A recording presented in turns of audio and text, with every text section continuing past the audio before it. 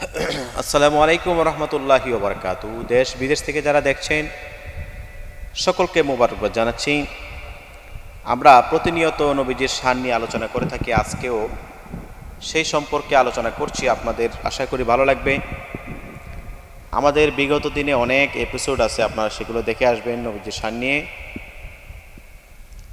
যত দিন যাচ্ছে রাসূলের শান নিয়ে আলোচনা করছি, তত ঈমান তাজা হচ্ছে। আজকে আমরা একটি আলোচনা আপনাদের সামনে উপস্থিত করব, রাসূলের প্রতি গাধার ভালোবাসা। গাধা একটি প্রাণী। তো আসুন আমরা সেই আলোচনাটা একটু দেখি। ইবনে আসাকের রহমাতুল্লাহি আলাইহি ও আবু মনজুর রহমাতুল্লাহ আলাইহি থেকে বর্ণিত, রাদিয়াল্লাহু তাআলা আনহু থেকে বর্ণিত, খাইবার বিজয়ের সময় নবীজির এর ভাগে একটি কালো রঙের গাধা এসেছিল। আপনারা জানেন যে যুদ্ধ করার সময় গনিমতের কিছু বিশেষ করে বিজয় করার পরে, যুদ্ধ বিজয় করার পরে কিছু মাল থাকে, সেগুলা পাওয়া হয়। তো নবীজির ভাগে একটি কালো রঙের গাধা এসেছিল। তিনি ওই গাধার সাথে কথা বললেন। তিনি এর কাছে জিজ্ঞেস করলেন, তোমার নাম কি? আল্লাহ রাসূল গাধাকে বললেন, তোমার নাম কি? গাধা বলল, আমার নাম ইয়াজিদ ইবনে শিহাব। ইয়াজিদ ইবনে শিহাব। আমার পূর্বপুরুষদের বংশ থেকে আল্লাহ তাআলা 60টি গাধা সৃষ্টি করেছেন, মানে 60। এদের সবার উপরে আম্বিয়া কেরামেরা আরোহণ করেছেন। আমার আশা যে আপনি আমার উপর আরোহণ করবেন, কেননা বর্তমানে আমার পূর্বপুরুষের বংশে আমি ছাড়া আর কোনো গাধা জীবিত নেই। আম্বিয়া কেরামের মধ্যে আপনি ছাড়া আর কেউই বেঁচে নেই। সুবহানাল্লাহ। আমি এক ইহুদির মালিকানাধীন ছিলাম। সে আমার উপর আরোহণ করত, চাইলেও আমি ধাক্কা দিয়ে তাকে ফেলে দিতাম।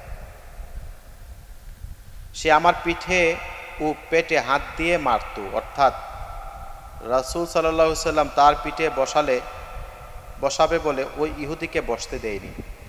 সুবহানাল্লাহ। একটি গাধা আল্লাহ তাআলার সৃষ্টি, সেই গাধাটিকে আল্লাহ তাআলার রাসূল কতই না ইজ্জত করে, কত সম্মান করে বলতেছেন, ইয়া রাসূলুল্লাহ, আমি গাধা, আমার বংশধরে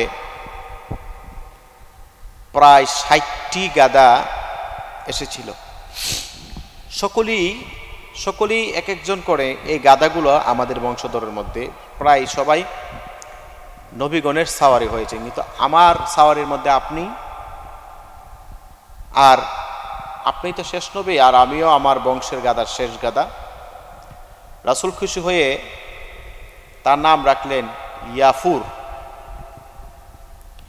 এই গাধা রাসূল সাল্লাল্লাহু আলাইহি ওয়াসাল্লাম এতই অনুগত ছিল যে তিনি গাধার মাধ্যমে কাউকে ডাকা পাঠালে গাধা দিয়ে ওই ব্যক্তির ঘরে মাথা দিয়ে দরজায় নাড়া দিত এবং মালিককে ইশারা করে বুঝিয়ে দিত যে তাকে রাসূল সাল্লাল্লাহু আলাইহি ওয়াসাল্লাম ডাক দিতেন। সুবহানাল্লাহি ওয়া বিহামদিহি। কত বড় একটি মুজিজার বিষয়। নবীজি গাধাকে দিয়ে খবর পাঠাইতেন, লোকটাও বুঝে যেত যে আল্লাহ রাসূল ডাক দিয়েছেন।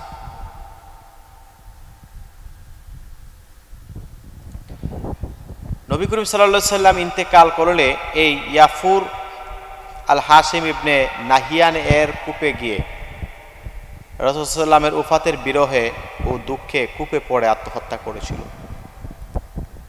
আল্লাহু আকবার, আল্লাহু আকবার। 222 নম্বর জালালউদ্দিন সুয়ুতি রহমাতুল্লাহ আলাইহি কিতাবে আল কাসাইসুল কুবরা কিতাবের 2য় খণ্ড 107 নম্বর পৃষ্ঠায়, এবং কাজী আয়াস রহমাতুল্লাহ আলাইহি শেফা শরীফে